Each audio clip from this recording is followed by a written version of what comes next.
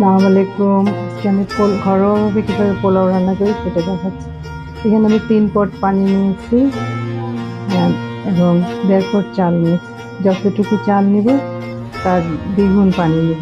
পানিটা যখন বলক এসে গেছে তখন আমি চাল দিয়েছি।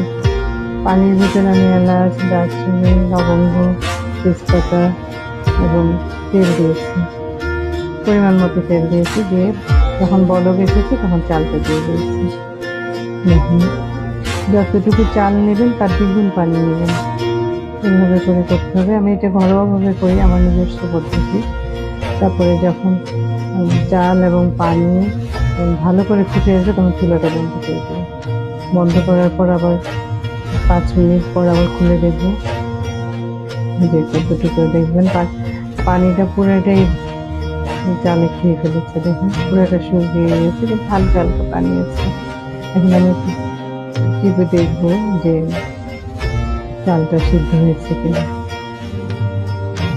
যদি দেখি ভালোভাবে এখনো সিদ্ধ হয়নি, দেখেন এটা এখন একটু সামান্য একটু এখন আমি আবার ঢেকে দেব,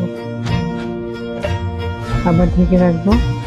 তারপরে কিছুক্ষণ পর আবার খুলে দেখবো কেমন হয়েছে।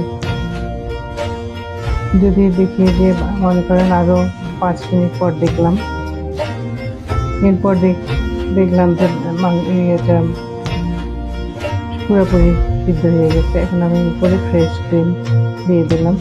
আপনারা চাইলে ঘিও দিতে পারেন, ঘি দিলেও একটা ভালো ফ্লেভার আসে।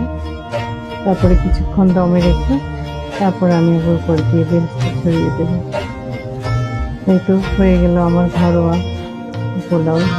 খেতে অনেক ভালো লাগে, এভাবে করে দেখুন, ভালো লাগবে।